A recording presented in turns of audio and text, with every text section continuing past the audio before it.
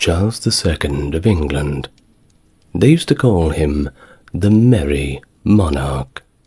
He reigned from 1660 to 1685 and ushered in the Restoration era after a period of Republican rule under Oliver Cromwell.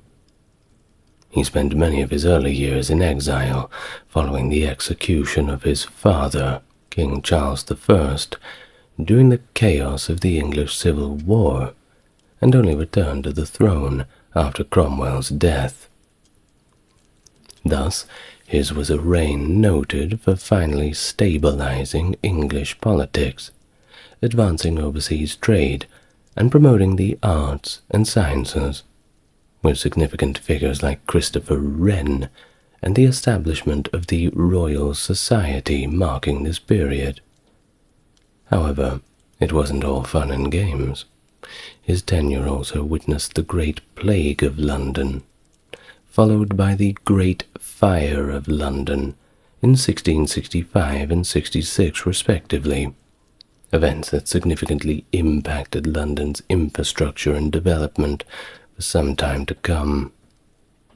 Well, despite his popularity for his charismatic and affable nature, his reign ended without a legitimate heir, leading to the accession of his brother, James II, and with that, a stage set for future dynastic and religious tensions. Welcome to the channel. To the newcomers, it's good to meet you. To those returning, it's lovely to have you back with me again. Off we go on another adventure into the past, this evening, this morning, or afternoon, wherever you are in this lovely world of ours. Now, supporting the channel is what you're already doing by just enjoying the content. The like and subscribe is right there too, and a little bit further to that there's a few links in the video description. Otherwise, just leave a comment down below. That helps boost me in the algorithm. Now, with all that out of the way, deep breaths, nice and relaxed, let's begin. We find ourselves in the year 1630. It's May 29th, and Charles is born at St. James's Palace as the eldest surviving child of King Charles I of England, Scotland, and Ireland, and his consort, one Henrietta Maria, who was the sister of the French King Louis XIII.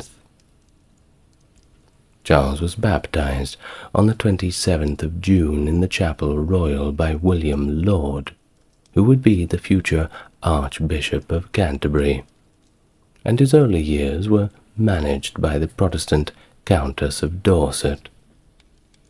As for his godparents, his maternal uncle Louis XIII and his grandmother Marie de Medici, well, they were both devout Catholics, and the distinction between Catholic and Protestant will become very important. You'll see.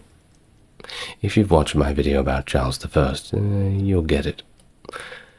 Well, at his birth, Charles acquired the titles of Duke of Cornwall and Duke of Rothesay, among others, and he was designated Prince of Wales around his 8th birthday, though he was never formally invested with the title.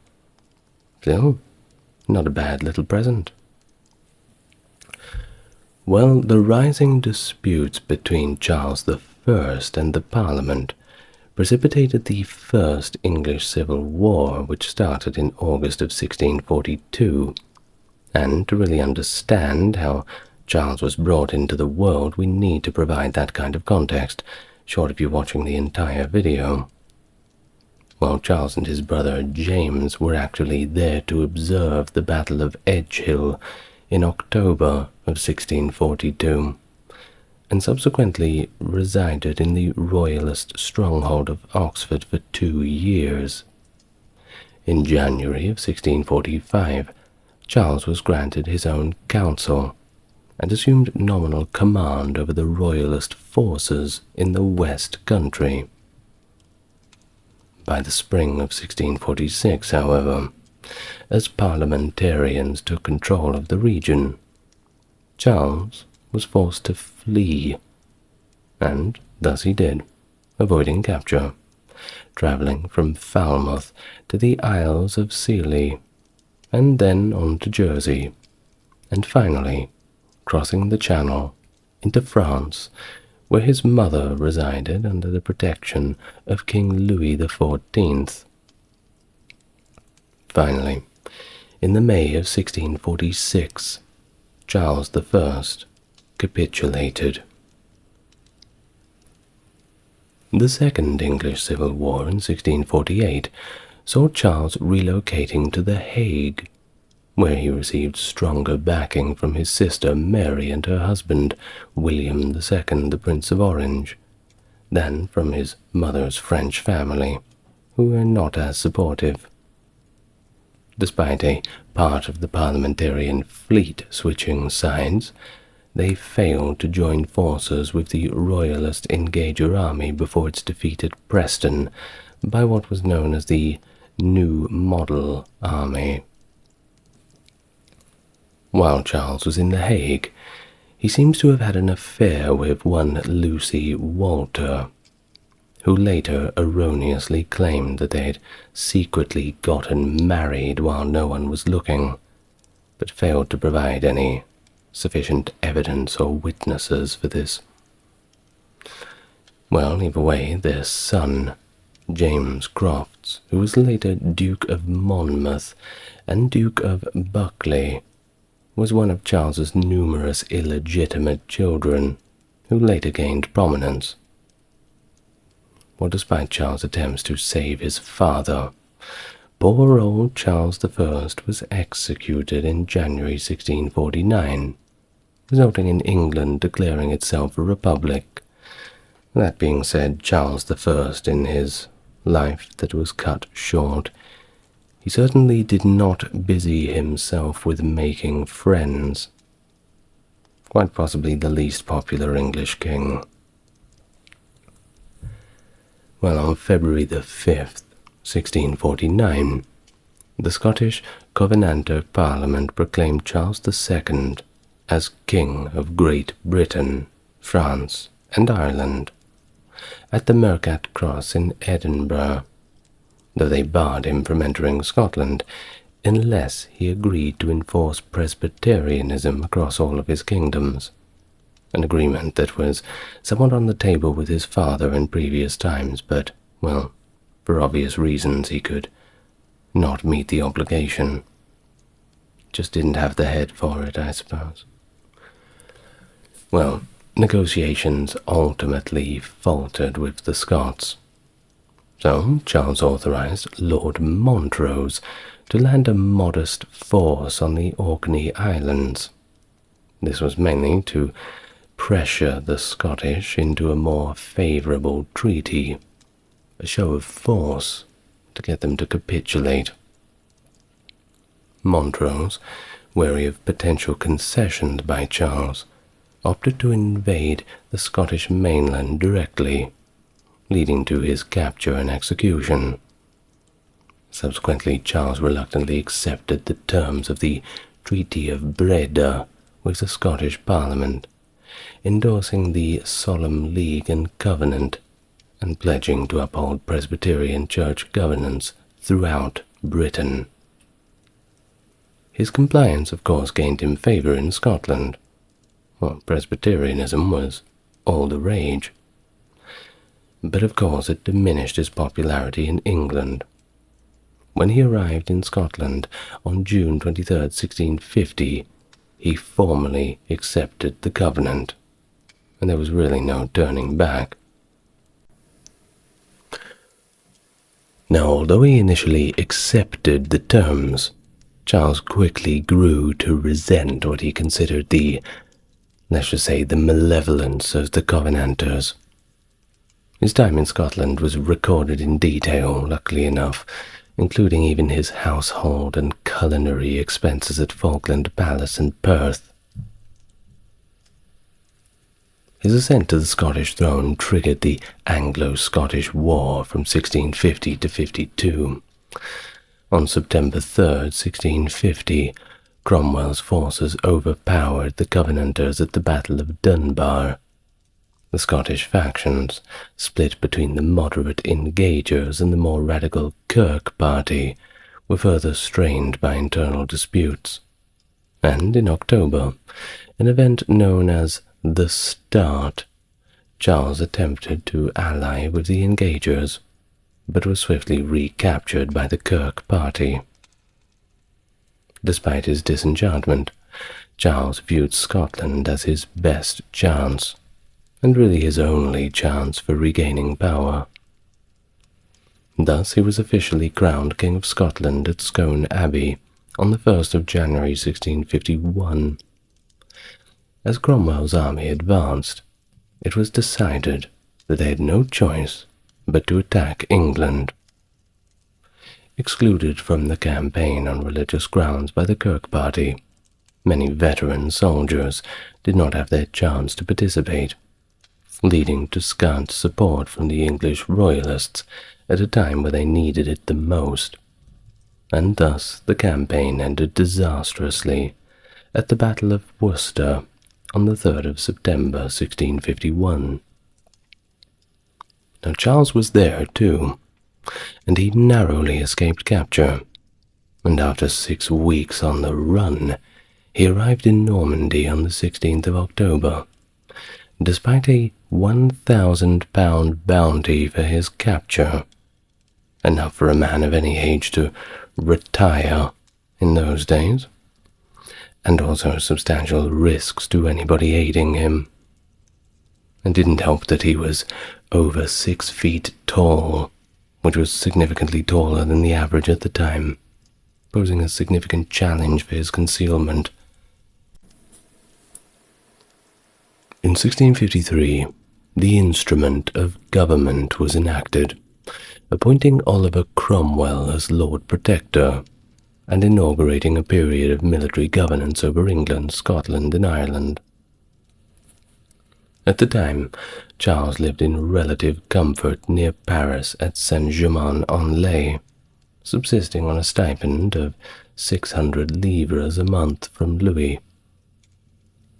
Despite his royal lineage and connections through his mother, Henrietta Maria, and his sister, the Princess of Orange, Charles struggled to garner sufficient support to effectively challenge Cromwell. By 1654, with France and the Dutch Republic allied with Cromwell, Charles was compelled to leave France and seek aid from Spain, then governing the southern Netherlands. In 1656, Charles made the Treaty of Brussels with Spain, securing Spanish support for his restoration efforts. But there was a catch. To secure that support, he would have to exchange his participation in the war against France. And that's a pretty heavy price tag. Well, Charles did manage to raise a small army from his exiled subjects, but they were quite poorly equipped. Added to that, they were less disciplined than would be required for a campaign requiring such high morale. Taking on the French at that time was no small task. Meanwhile, the Commonwealth made the Treaty of Paris with France in 1657, allying against Spain in the Netherlands. Charles's younger brother, James, the Duke of York, led the royalist supporters within the Spanish contingent. Which leads us to the Battle of the Dunes in 1658, where Charles's small army of around 2,000 men, very ragtag indeed, clashed with Commonwealth troops fighting alongside the French. The battle significantly reduced Charles's force by about 50%. He had barely 1,000 men left by the end of it, and the ones that were left were not too keen for another fight.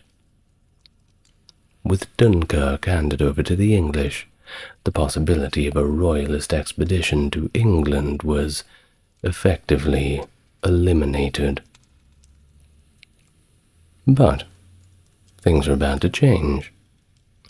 After the death of Oliver Cromwell in 1658, Charles's prospects of regaining the throne did appear bleak, as Cromwell was succeeded by his son, Richard.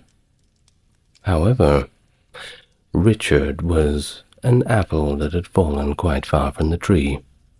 He lacked the experience in military and civil administration, and people were not as confident in him as they should have been. In 1659, what was known as the Rump Parliament was recalled, and effectively, Richard resigned from his position. Amid the ensuing civil and military unrest, George Monk, the governor of Scotland, feared that the nation would fall into anarchy, reminiscent of the old days with Empress Matilda and Stefan of Blois. Monk led his army into the city of London, forcing the Parliament to readmit members of the previous Long Parliament who had been excluded in December of 1648 during what was known as Pride's Purge. This newly reinstated Parliament dissolved itself, paving the way for a general election, which was the first election they had had in nearly 20 years. Despite attempts to secure a Presbyterian majority by defining electoral qualifications, restrictions against royalist candidates and voters were largely ignored. The resulting House of Commons was politically divided between royalists and parliamentarians, and religiously as well, between Anglicans and Presbyterians. The Convention Parliament, which assembled on the 25th of April 1660, soon welcomed the Declaration of Breda. In this declaration, Charles promised lenience and tolerance, liberty of conscience, and cooperative rule with Parliament. Sounds pretty good. He assured that there would be no harsh Anglican church policy, no exile or confiscation of wealth from past enemies, and pardons for nearly all opponents, except for the regicidal ones. Can't really forgive that. And thus the English Parliament resolved to proclaim Charles king and invite him formally to come back and go through the notions of signing everything that needed to be done and crowns on heads, all the rest, a message that reached him in Breda on the 8th of May 1660. In Ireland, a convention had already been declared for Charles earlier in that year. By the 14th of May, he was proclaimed king in Dublin, marking the beginning of what would be known as the Restoration. Fingers crossed for good times ahead. Let's see how it works out. Charles departed from Scheveningen and arrived in Dover on the 25th of May 1660, finally reaching London on his 30th birthday, 29th of May. Well, when he got back, Charles, with the Parliament, enacted the Act of Indemnity and Oblivion, granting amnesty to most of Cromwell's supporters, though 50 individuals were specifically excluded. Ultimately, 9 regicides were executed, enduring the gruesome fate of being hung, drawn, and quartered. Others simply got thrown into prison for the rest of their lives, or the less severe permanent exclusion from office. And the bodies of Oliver Cromwell, Henry Ireton, and John Bradshaw were exhumed for posthumous decapitation.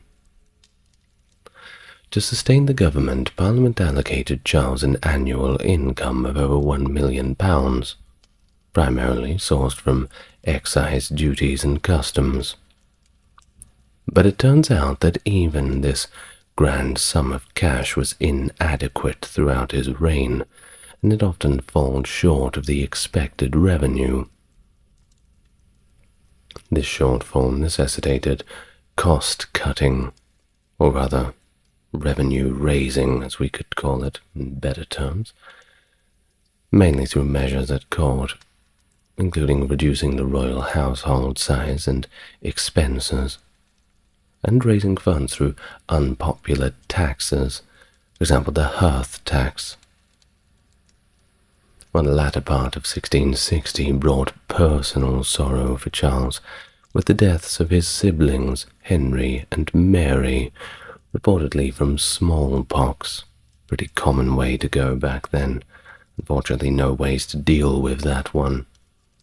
At the same time, Anne Hyde, the daughter of Lord Chancellor Edward Hyde, disclosed her pregnancy by Charles' brother James, whom she had secretly married. Now, Charles was completely unaware of the marriage or the pregnancy, and so was Edward Hyde.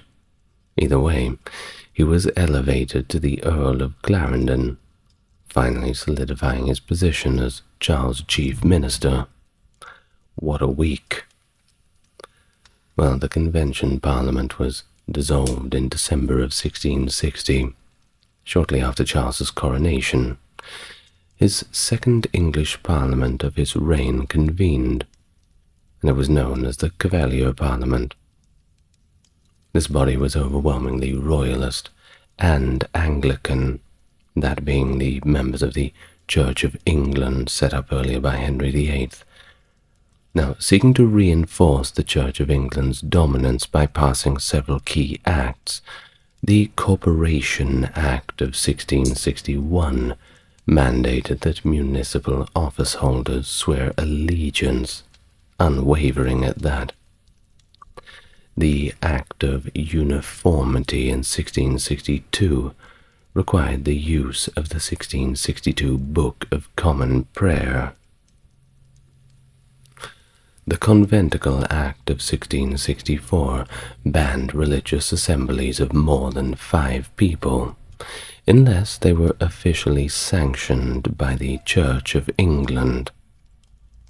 Finally, the 5-Mile Act of 1665 barred expelled non-conforming clergymen from coming within 5 miles of a parish from which they had been banished.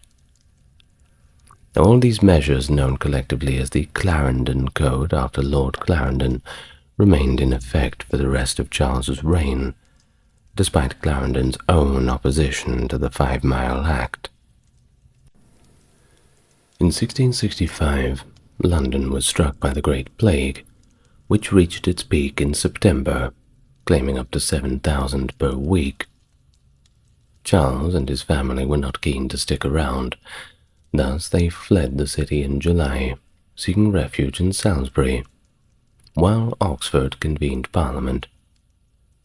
As winter set in, the number of plague cases seemed to decrease, which allowed Charles to return to London in February of 1666, which was equally not a good time to be in London. You see, the following year, after a prolonged period of hot and dry weather, the Great Fire of London broke out on the 2nd of September, 1666, reportedly starting from a baker's shop in Pudding Lane. It didn't help that all of that stockpiled wood and fuel for the winter was just hanging around, little tinder boxes. Well, 13,000 houses and 87 churches were reportedly burned down, including St. Paul's Cathedral.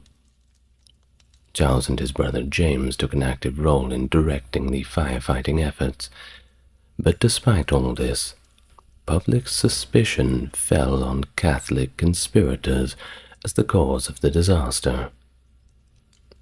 Since 1640, Portugal had been engaged in a war with Spain to reclaim its independence after 60 years of dynastic union between the two crowns. Initially supported by France, Portugal found itself completely abandoned by its old ally following the Treaty of the Pyrenees in 1659. Negotiations between Charles and Catherine of Braganza had begun during the reign of Charles I, and upon the Restoration, Queen Louisa of Portugal, acting as regent, reopened the discussions. All in all, they settled on alliances with England. And on the 23rd of June, 1661, a marriage treaty was signed. England acquired Catherine's dowry, which included the port of Tangier in North Africa and the 7 islands of Bombay in India. Significant for the future British Empire, valuable trading privileges in Brazil and the East Indies, religious and commercial freedom in Portugal, and 2 million Portuguese crowns, which was about 300,000 English pounds at the time. In return, Portugal received military and naval support against Spain, and liberty of worship for Catherine. Thus Catherine left Portugal and arrived in Portsmouth on the 15th of May, 1662. Charles did not visit her there until the 20th, however, and the couple married the next day in 2 ceremonies, a secret Catholic one, followed by a public Anglican service. Must keep up appearances, of course. Well, in the same year, Charles made the unpopular decision to sell Dunkirk to his first cousin, King Louis XV of France, and he got £375,000 for it. Well, Dunkirk, though a valuable strategic outpost, was at the time quite a financial burden, and it was actually in the red by £321,000 annually. So much better to pass that on to somebody else. A pretty good deal. Well, before Charles' restoration, the Navigation Acts of 1650 had severely impacted Dutch trade by granting English vessels a monopoly, which sparked the First Dutch War between 1652 and 54. Relations had to be mended. Well, to do this, envoys from the States General arrived in 1660, bearing the Dutch gift. However, English attempts to encroach on Dutch territories in Africa and North America led to another Dutch war between 1665 and 67. Initially, the English were doing quite well, and they captured New Amsterdam, renamed New York in honor of Charles's brother James, Duke of York, and secured a victory at the Battle of Lowestoft. And yes, of course, that is the New Amsterdam and New York that you're thinking of in modern-day Manhattan. Well, the tide did turn, however, in 1667, when the Dutch executed a daring surprise attack, known as the Raid on the Medway. They sailed up the River Thames, where a significant portion of the English fleet was docked, and sank almost all of the ships, except, however, for Royal Charles, the flagship, which they decided to capture and take back to the Netherlands as a prize. The war concluded with the Treaty of Breda. Well, the aftermath of the Second Dutch War led Charles to dismiss Lord Clarendon, using him as a scapegoat and pointing the finger at him for all of the war's failures. Thus, Clarendon fled to France to avoid impeachment for high treason, which, of course, was a death sentence. Well, power shifted to a group of 5 politicians, whimsically known by the acronym CABAL, that being Clifford, Arlington, Buckingham, Ashley, and Lauderdale. Despite being collectively named, the capital rarely acted in unison, with court politics often divided between factions led by Arlington and Buckingham, with Arlington generally emerging as the main character in most negotiations, and quite a bit more successful. Now, 1668, England formed an alliance with Sweden and the Netherlands to counter Louis XV in the War of Devolution. Although Louis made peace with the Triple Alliance, he maintained his aggressive stance towards the Netherlands. And in 1670, some 2 years later, Charles, grappling with financial difficulties, entered into the Treaty of Dover with Louis XV. Under this secret treaty, Louis made an agreement to pay Charles annually a sum of £160,000. In return for this, Charles pledged to provide Louis with a great amount of troops and to announce his conversion to Catholicism, however only as soon as the welfare of his kingdom will permit, however long that takes. Louis also promised to supply Charles with 6,000 troops to suppress any opposition to this conversion.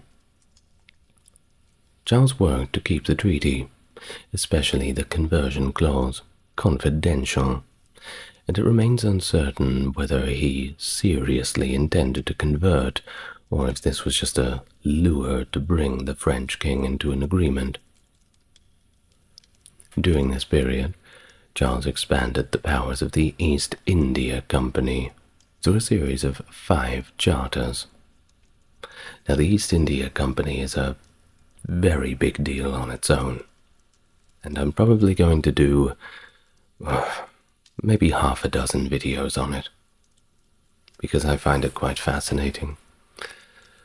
Well, these charters that Charles made for the East India Company granted them rights to autonomous government over its territorial acquisitions. They were even allowed to mint their own money, command their own fortresses and troops, and engage alliances. They could even start their own wars and make their own peaces, exercise criminal and civil jurisdiction in its possessions in the Indies. Effectively, they would become a government unto themselves, which is why eventually they had to be shut down. Well, in 1668, Charles leased the islands of Bombay to the company for a nominal rent of £10 paid in gold, a very small sum, of course. However, the Portuguese territories acquired through his wife Catherine's dowry, such as Tangier, proved to be way too costly to maintain, and by 1684 they were abandoned. Additionally, in 1670 Charles granted the Hudson's Bay Company control over the entire Hudson Bay drainage basin, naming the territory Rupert's Land after his cousin, Prince Rupert of the Rhine, who later on became the company's first governor. During the 1670s, the previously supportive Cavalier Parliament grew somewhat disenchanted with Charles's wars and religious policies. In 1662, Charles issued the Royal Declaration of Indulgence, attempting to suspend all penal laws against Catholics and other religious dissenters, a decision, of course, that was widely unpopular among the Anglicans. That same year, he openly aligned with Catholic France and initiated another Anglo-Dutch war. The Cavalier Parliament opposed the Declaration of Indulgence on constitutional grounds, asserting that their king lacked the authority to unilaterally suspend laws enacted by Parliament. Facing opposition, Charles rescinded the declaration and agreed to the Test Act. This act mandated that public officials receive the sacrament as prescribed by the Church of England, and would later require them to denounce transubstantiation and the Catholic Mass as superstitious and idolatrous. As a result, Clifford, who had converted to Catholicism, resigned rather than taking the oath, and he died shortly after. A little bit mysterious in circumstance. Many believe that he took his own life. Perhaps he was poisoned. I suppose we'll never know. By 1674, England gained nothing from the Anglo-Dutch War, and the Cavalier Parliament refused to allocate any additional money towards it. Charles had no choice but to seek peace, and the influence of the Cable diminished, while that of Clifford's successor, Lord Danby, increased. However, opposition to Danby and the court grew as well. Many politicians and peers suspected Charles II of favouring a pro-French policy aimed at emulating the absolutist and Catholic sovereignty of Louis XV. Between 1675 and 78, pamphlets and parliamentary speeches frequently denounced popery and arbitrary government, expressing fears over the potential loss of English freedoms and liberties, whatever ones they had in the 17th century. Well, Queen Catherine's inability to produce an heir, with pregnancies in 1662, 66, 68, and 69, all ending in failure, left Charles II's unpopular Catholic brother, James the Duke of York, as the heir presumptive. Now, there was plenty of public fears about the royal family's Catholic leanings, and to alleviate them, Charles agreed to the marriage of James's daughter, Mary, to the Protestant William of Orange. In 1678, Titus Oates, who had switched between being an Anglican and a Jesuit priest, falsely claimed that there was a plot to assassinate the king. And interestingly, in this plot he even implicated Queen Catherine as one of the key players. Though Charles dismissed the allegations, he did order the chief minister, Lord Danby, to take a look into it, just in case. Despite Danby's skepticisms about the claims from Oates, the Cavalier Parliament took them very seriously, and it led to widespread anti-Catholic hysteria. Judges and juries condemned numerous supposed conspirators, resulting in the execution of many people who were presumably mostly innocent. Well, later that year, the House of Commons impeached Danby for high treason, so there's karma for you.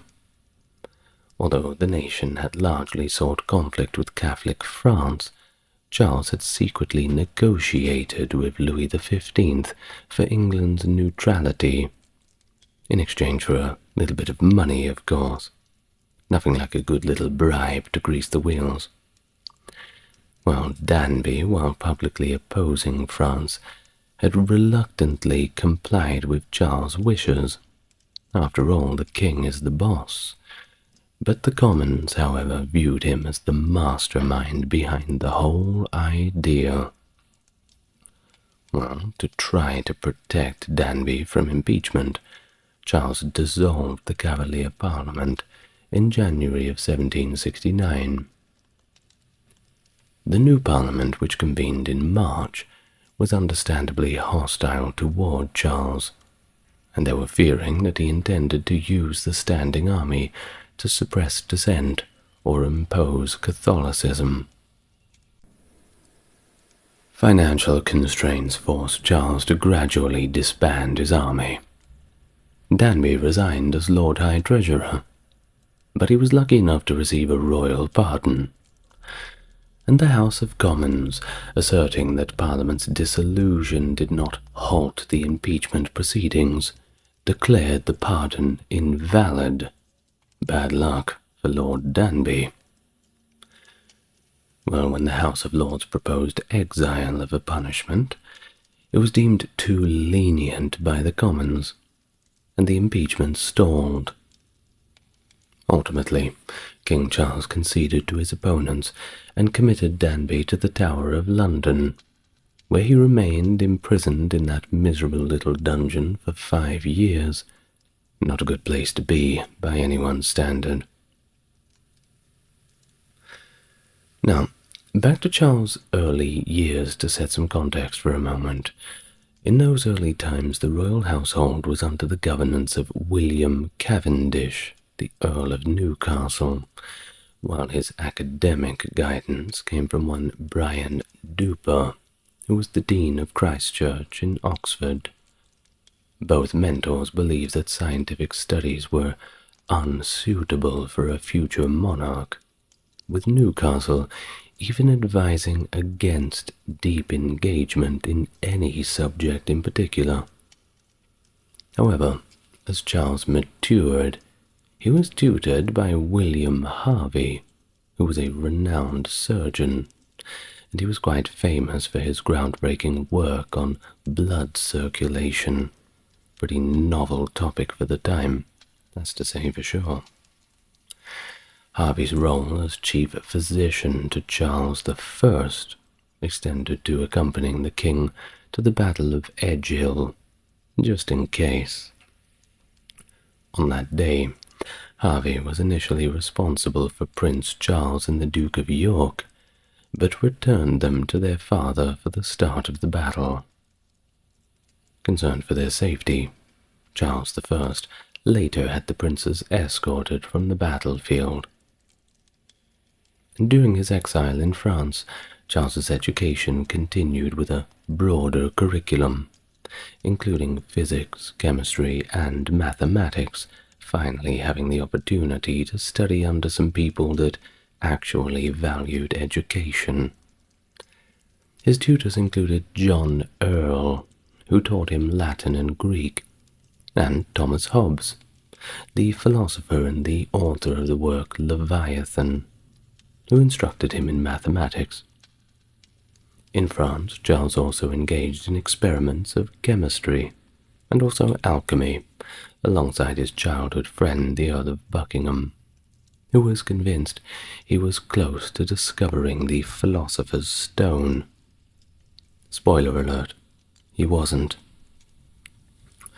Well, Charles' time was not merely idle.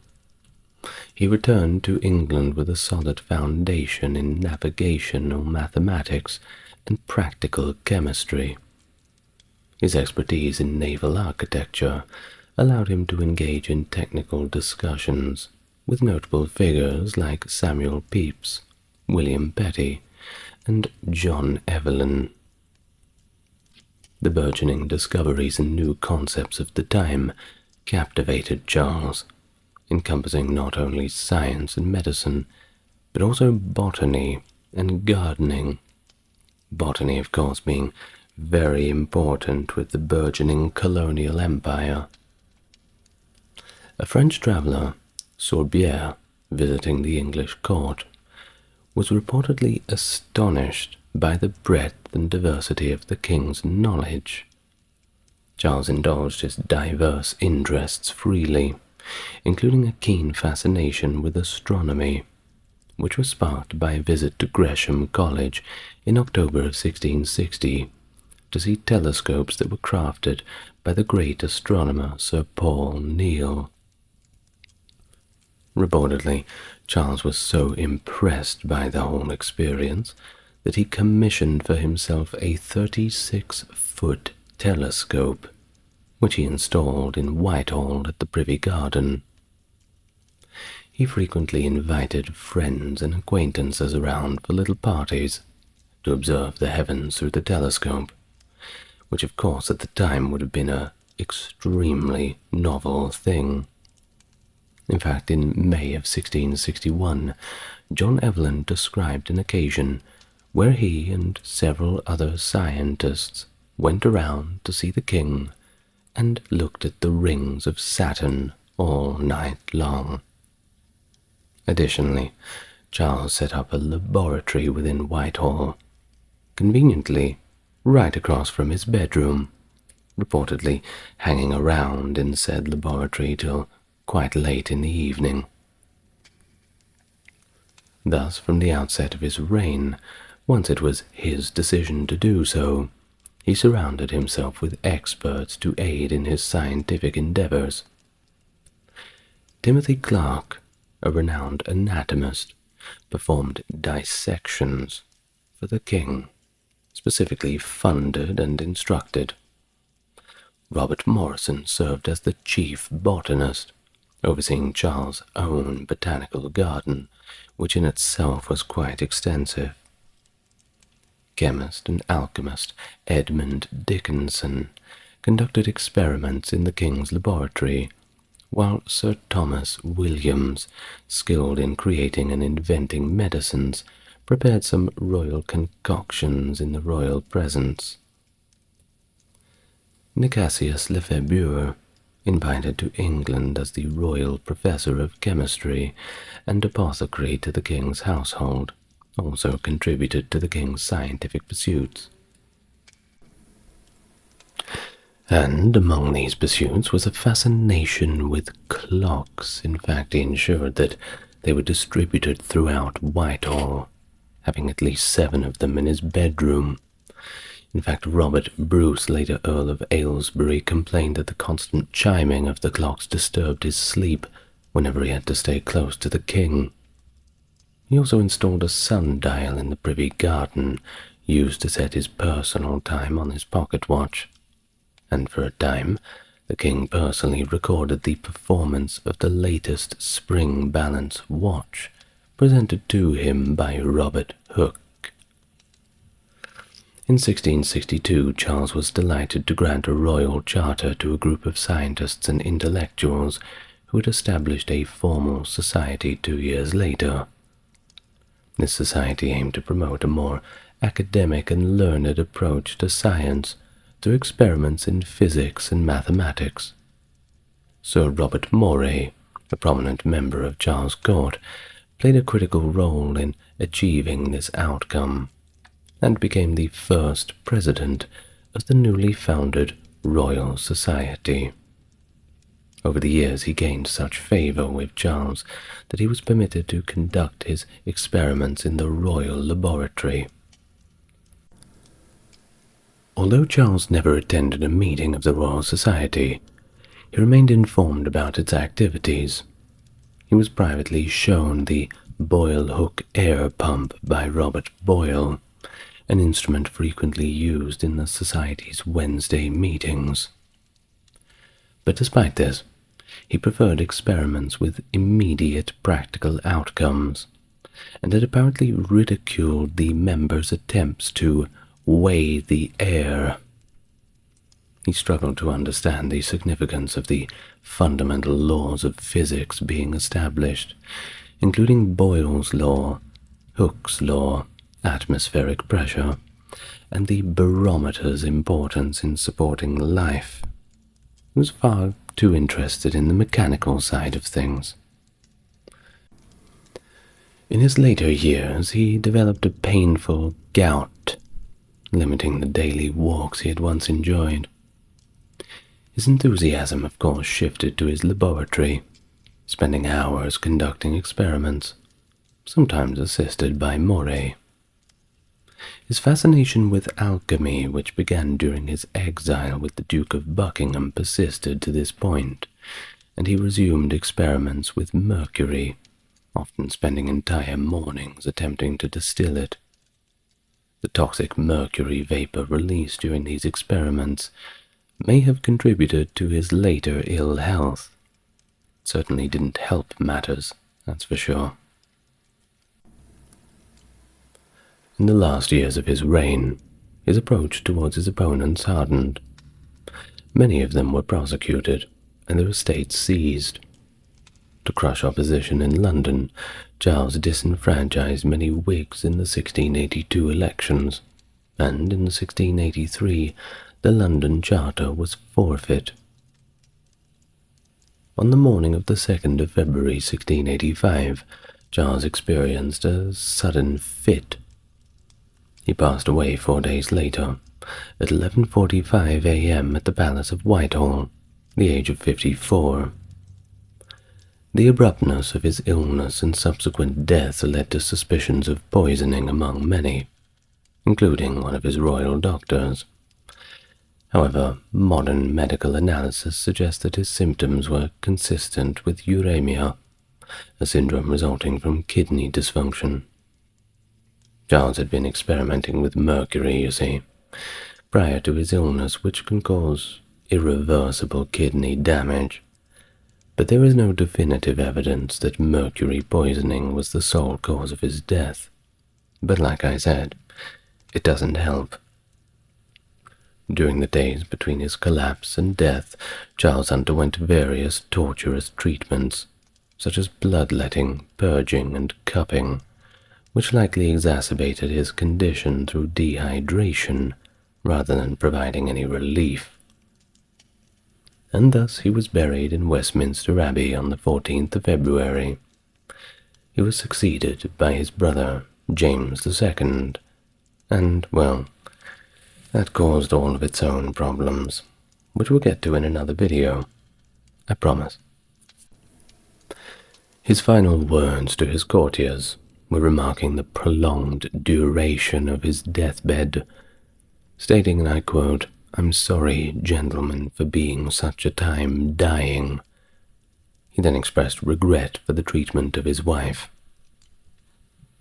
And like that, away he goes into the pages of history just like everybody else. I'd like to thank my top-tier patrons, Britt, Charles, Stark Factory, JC, Jeffrey, Wendy, Tim, James, Erin, Scott, Dark, Ben, and Melissa. Thank you very much for joining me again. Hopefully you've followed on from the video about Charles I, or perhaps the Oliver Cromwell one. We'll see if the Oliver Cromwell one comes out before or after this. Perhaps before is more appropriate. Good night, everyone. Lots of love to you all.